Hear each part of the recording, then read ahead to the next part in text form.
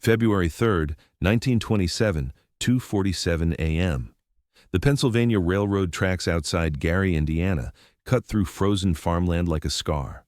Tommy Wheels Malone lay on his back, rope burning into his wrists and ankles, tied spread eagle across the rails. He could feel the vibration before he heard it. The 3 a.m. freight train from Chicago, right on schedule, getting closer every second. 12 hours earlier, Tommy had been behind the wheel of a Packard truck loaded with 200 cases of Canadian whiskey. And if you like this video, remember to leave a like, subscribe, and turn on the notification bell. Driving south on Route 41 toward Chicago. It was supposed to be a routine run.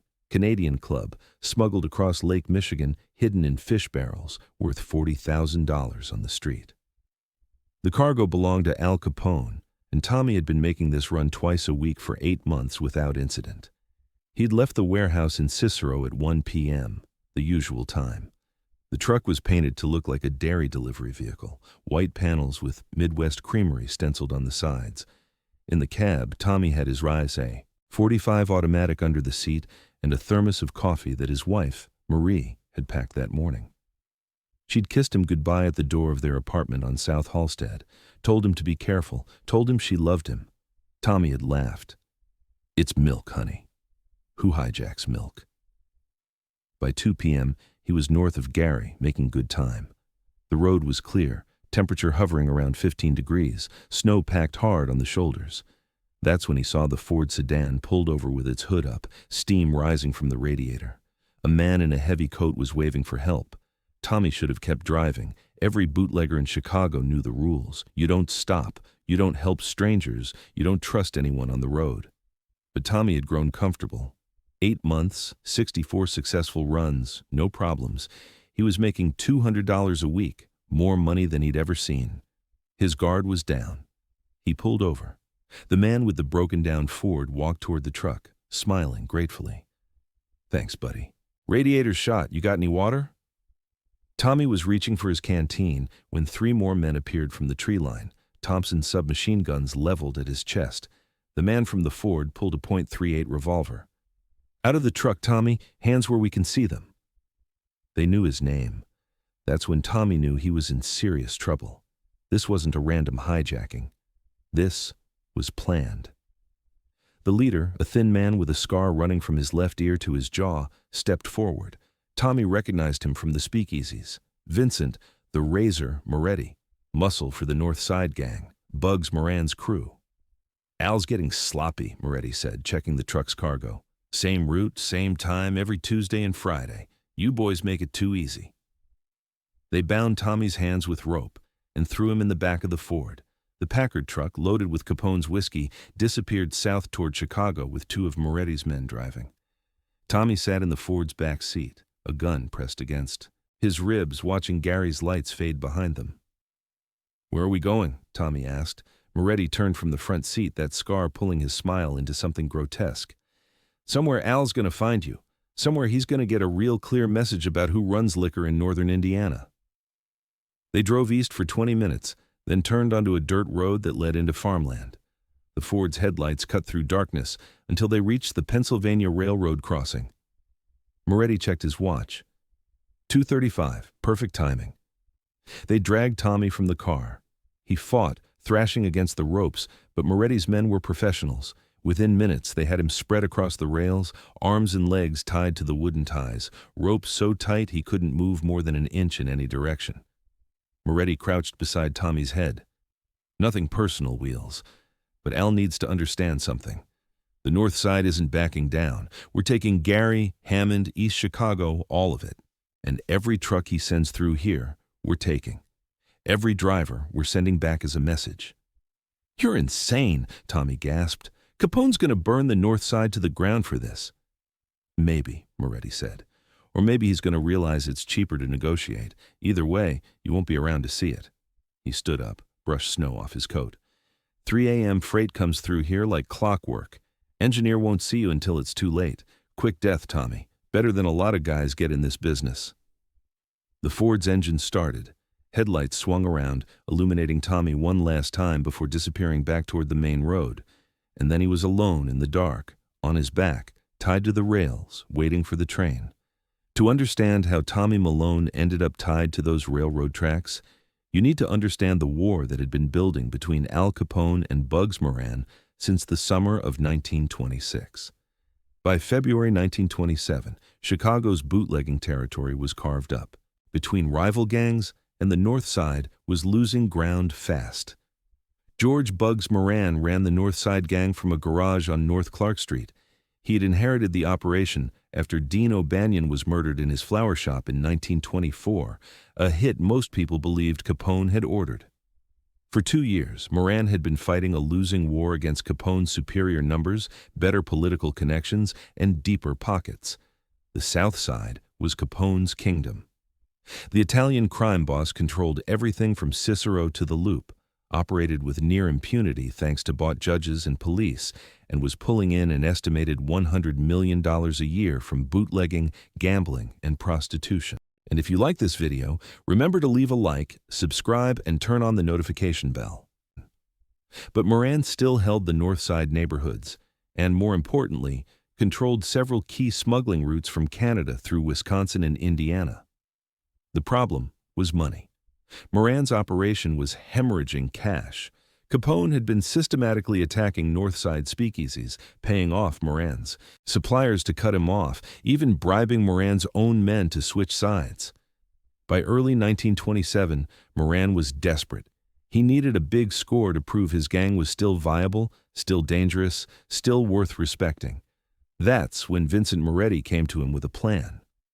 Moretti had been watching Capone's liquor operations for months, mapping routes, timing deliveries, identifying patterns. He'd noticed something crucial. Capone's Canadian whiskey runs through Indiana were predictable.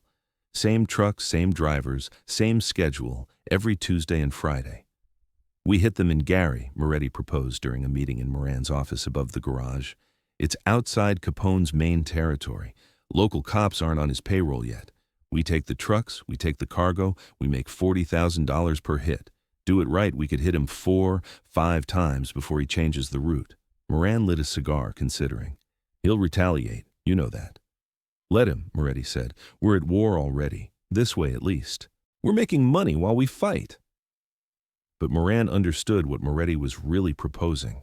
Hijacking cargo was one thing. Killing Capone's drivers was another. It would escalate the conflict from economic competition to open warfare. Capone wouldn't just retaliate, he'd annihilate. "The drivers," Moran said carefully. "What happens to them?" Moretti's scarred face was impassive. "We send a message, make it public, make it brutal. Show Capone that his routes aren't safe, his men aren't safe. Force him to negotiate or waste resources protecting every truck." Moran was silent for a long time. He thought about O'Banion, shot dead while holding a bouquet of chrysanthemums. He thought about his own men, gunned down in the streets over the past 2 years. He thought about his depleting bank accounts, his restless soldiers, his shrinking territory. "Do it," Moran said finally, "but make it count. I want Capone to feel this one." 3 days later, Moretti assembled his team. 4 experienced hijackers, all North Side veterans who'd worked the Canadian routes before. They scouted the Gary Railroad crossing, confirmed the freight train schedule, acquired the rope and the Ford sedan. On February 2nd, Moretti confirmed that Tommy Malone would be driving the southbound whiskey truck the following afternoon. "Why Malone?" one of Moretti's men asked. "Because he's reliable," Moretti explained. "Been making this run for 8 months. Capone trusts him. And when Capone finds him tomorrow morning, tied to those tracks, he's going to understand that nobody's safe. Not his best drivers, not his regular routes, nothing." The plan was surgical. Fake the breakdown, stop the truck, secure the driver, take the cargo, leave the message. Moretti had researched the railroad crossing carefully. The 3 a.m. freight train was a heavy cargo hauler, 60 cars long, traveling at 45 miles per hour. The engineer would have no chance of stopping in time if he saw something on the tracks. What Moretti didn't plan for, what nobody in the North Side gang anticipated, was that Al Capone had already been warned. Because while Moran and Moretti were planning their hijacking in Chicago, Capone's intelligence network was watching them plan it. Frank Nitti, Capone's enforcer and financial manager, had informants throughout Chicago's underworld. One of them, a low-level numbers runner named Eddie Walsh who worked in Moran's garage, had overheard Moretti discussing the Gary hijacking. Walsh reported it to Nitti on February 1st, 2 days before the planned hit. Nitti brought the information to Capone at the Lexington Hotel, Capone's headquarters and fortress on South Michigan Avenue. Capone was in his office, enjoying a late lunch of spaghetti and wine, when Nitti laid out the North Side's plan. "They're hitting the Tuesday run," Nitti said. "Tommy Malone's truck, Gary crossing probably around 2 p.m. Capone wiped tomato sauce from his mouth. "And they're planning to kill Tommy? Tie him to the railroad tracks. Let the freight train do the work." Capone's face darkened. He'd built his empire on many things, violence among them, but he had rules. You didn't kill civilians, you didn't torture, and you didn't target a man's family by making him die slowly, knowing what was coming. "Tommy's got a wife," Capone said quietly. "Marie. Good woman. They've got a baby on the way." Nitti nodded. "I know." Capone stood up, walked to the window overlooking Michigan Avenue.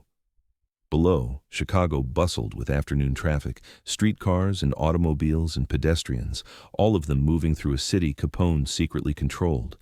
He'd built this empire by being smarter, more ruthless, more strategic than his competitors. And now, Bugs Moran was trying to play the same game. "We let it happen," Capone said. Nitti frowned. "Boss? We let them take the truck. We let them take Tommy, but we follow them. And when they tie Tommy to those tracks, we're going to be watching. We're going to see exactly who's involved, how they operate, where they go. And then we're going to save Tommy and show the North Side what happens when you cross a line." Frank Nitti's black Cadillac was parked 300 yards from the Gary Railroad crossing, hidden behind an abandoned grain silo, headlights off, engine idling quietly.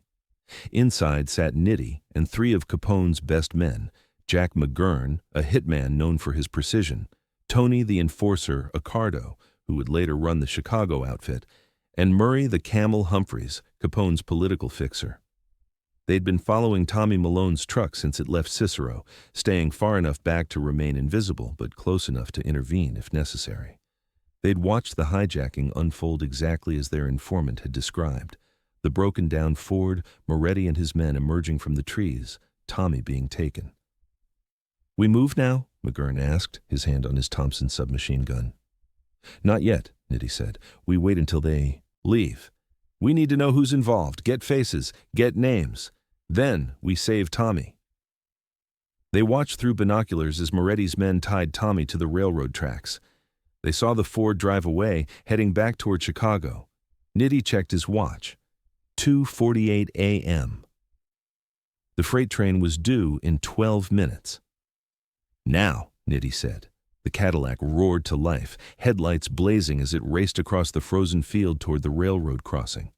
They covered the distance in less than a minute, sliding to a stop beside the tracks where Tommy lay bound and struggling.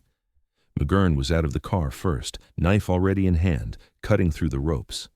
"Easy, Tommy, we got you." Tommy's eyes were wild with terror and confusion. "Jack, what are you doing here?" "Saving your ass," McGurn said, sawing through the last rope. "Can you walk?" Tommy stumbled to his feet, rubbing his raw wrists. In the distance, the freight train's whistle. And if you like this video, remember to leave a like, subscribe, and turn on the notification bell. Echoed across the frozen landscape, maybe 3 minutes away. "How did you know?" "Later," Nitti said. "Get in the car. We need to move." They piled into the Cadillac and drove back toward the grain silo just as the freight train thundered past, its headlight illuminating the empty tracks where Tommy had been lying 90 seconds earlier. The engineer never knew how close he'd come to finding a body on his route. Back at the silo, Nitti handed Tommy a flask of whiskey. "Drink, then talk. Tell me everything that happened." Tommy's hands shook as he raised the flask. He described the hijacking in detail, Moretti's involvement, the number of men, the things they'd said about taking over Gary and Hammond, about sending messages to Capone. Nitti listened carefully, occasionally asking clarifying questions, his mind already working through the implications. "They took the truck south," Tommy said. "2 guys headed toward Chicago." "We know," Nitti said. We've got people following it. They'll take it to a warehouse, probably on the north side. We'll know where within the hour. So what happens now? Tommy asked. Nitti looked at him steadily. Now you go home to your wife. You tell her you love her. You don't drive trucks for us anymore. Mr. Capone is moving you to different work, something safer. You've earned that. But the north side, Tommy said, Moretti, they tried to kill me. They did kill you, Nitti said. As far as they know, you're dead on those tracks right now, cut in half by that freight train. And we're going to let them think that for a while. Let them celebrate. Let them think they got away with it. And then Mr. Capone is going to teach them what happens when you cross certain lines. McGurn drove Tommy back to Chicago, dropping him at his apartment on South Halsted at 4:30 a.m. Marie was still sleeping. Tommy stood in the doorway of their bedroom, watching her breathe, thinking about how close he'd come to never seeing her again, never meeting the baby she was carrying. He'd been dead for 12 minutes, lying. On those tracks, he'd been a dead man. And somehow, impossibly, Capone had known, had sent his people, had saved him. Tommy understood something in that moment that would shape the rest of his life. Loyalty in Capone's organization wasn't just expected, it was reciprocated. Capone protected his people, and that kind of loyalty, that kind of protection, was worth more than any amount of money. Meanwhile, Nitti returned to the Lexington Hotel and went directly to Capone's office. It was 5 a.m., but Capone was still awake, playing cards with Jake Guzik, his financial overseer. Tommy? Capone asked without looking up from his cards. Safe, home with his wife. Good. Capone laid down a straight flush. And Moretti? We have eyes on him. He's at Moran's garage right now, probably reporting in. Capone finally looked up. What do you think they're saying? They think they got away with it. They think Tommy's dead and we don't know who did it. Capone smiled, but there was no warmth in it.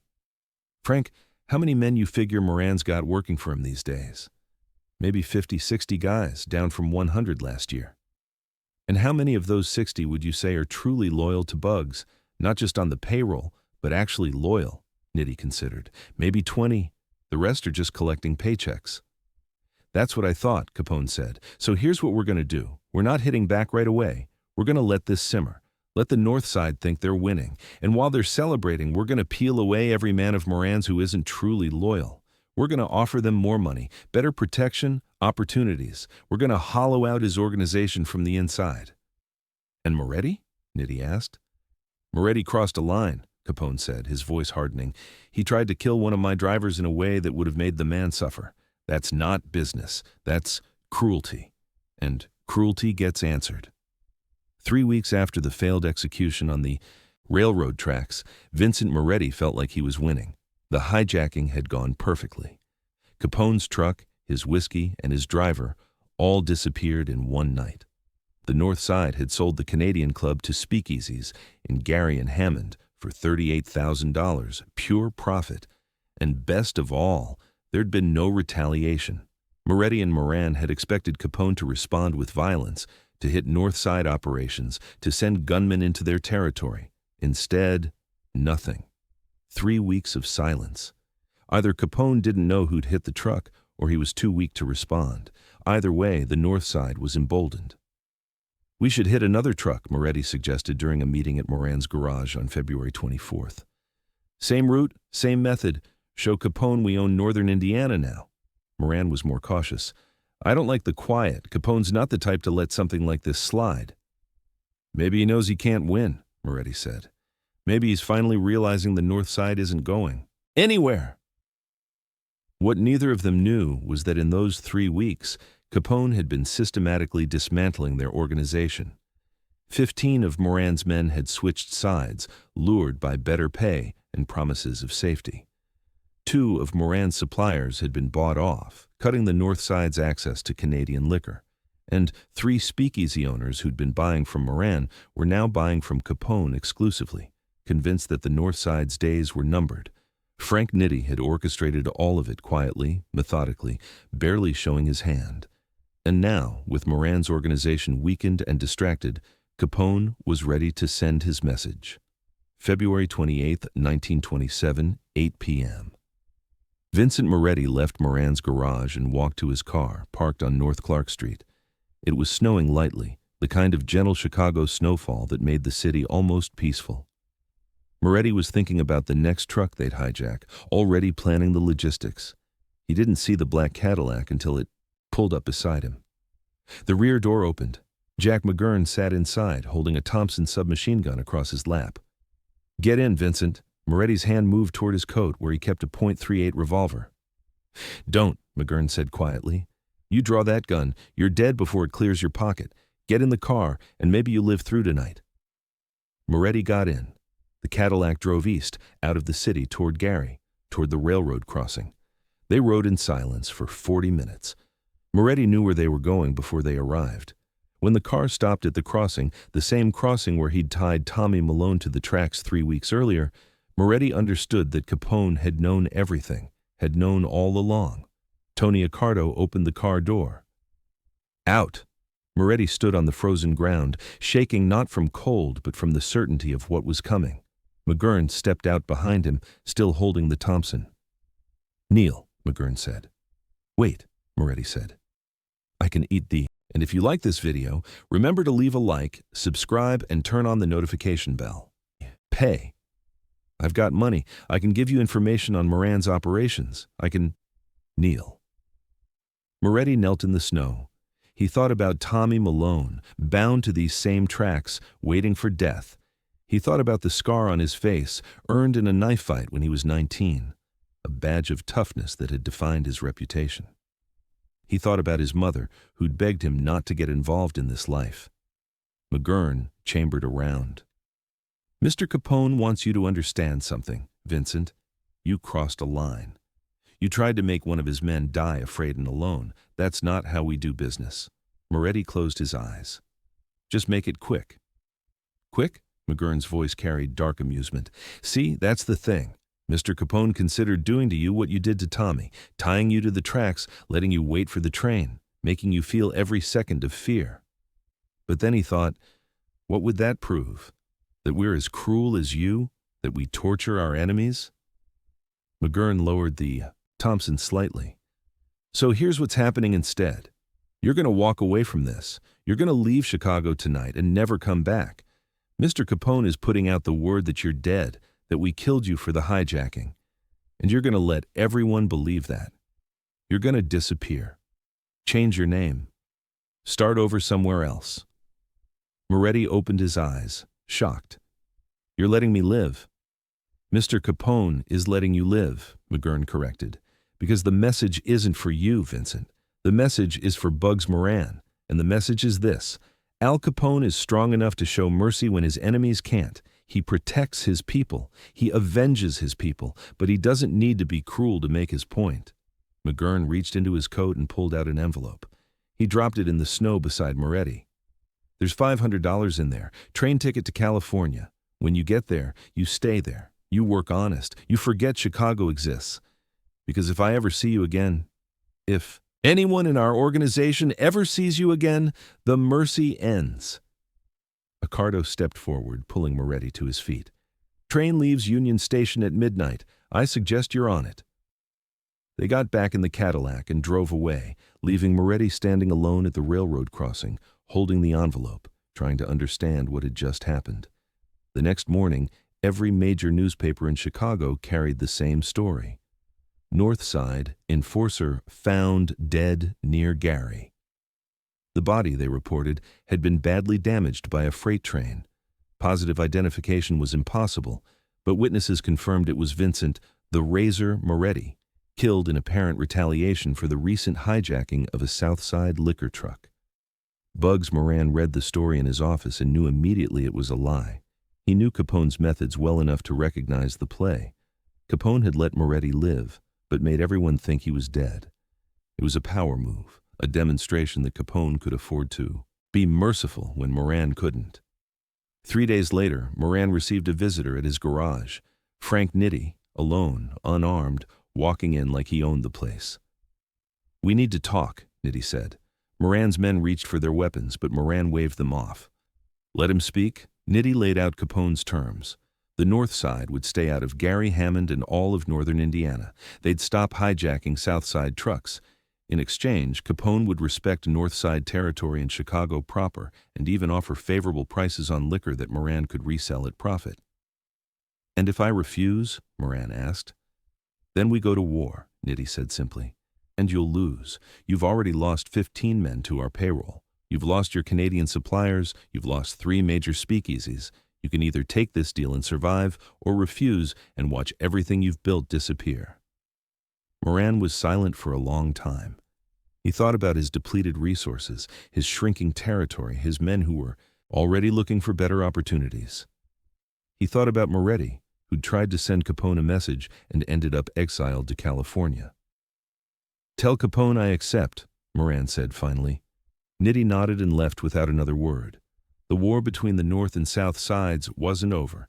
It would culminate 2 years later in the St. Valentine's Day massacre. But this particular battle was finished. Capone had won without firing a shot. Tommy Malone never drove a truck again. Capone put him to work managing one of the South Side's legitimate businesses, a laundry service that did steady business with hotels and restaurants. Tommy made good money, lived safely, and 3 months after the railroad incident, his wife Marie gave birth to a healthy baby girl they named Frances. Years later, after Capone's empire fell to federal tax evasion charges, Tommy would tell the story of that night on the railroad tracks to his daughter. He'd tell her about being tied to the rails, about hearing the train coming, about the certainty of death. And then he'd tell her about the headlights of Frank Nitti's Cadillac cutting through the darkness, about Jack McGurn's knife sawing through the ropes, about Capone's men pulling him off those tracks with 90 seconds to spare. "Your grandfather was a bootlegger," Tommy would say, "and that's not something to be proud of. But I'll tell you what I learned that night. Al Capone was a criminal, maybe even a monster in some ways. But he took care of his people. And when someone threatened one of us, he didn't just hit back harder, he hit back smarter." Vincent Moretti did make it to California. He changed his name to Vincent Morris, got a job as a construction foreman, married a schoolteacher from Sacramento, and lived in. And if you like this video, remember to leave a like, subscribe, and turn on the notification bell. Another 40 years without anyone knowing who he'd been. On his deathbed in 1967, he told his son about his time in Chicago, about the scar on his face, about the night he thought he'd die at the same railroad crossing where he'd tried to kill another man. "I learned something that night," Moretti said, his voice weak with age. "True power isn't about being the most violent. It's about being the most strategic. Capone could have killed me, could have made it brutal, could have sent any message he wanted. Instead, he let me live and made everyone think I was dead. He got revenge, sent his message, and kept his conscience clear. That's chess, son. That's real power." The railroad crossing outside Gary still exists, though the Pennsylvania Railroad is long gone. If you know where to look, you can still find the spot where Tommy Malone was tied to the tracks, where Vincent Moretti knelt in the snow expecting execution, where Al Capone proved that the most powerful revenge isn't always the bloodiest. In the end, the story became legend, not because of who died, but because of who lived. Because sometimes mercy is the cruelest weapon of all.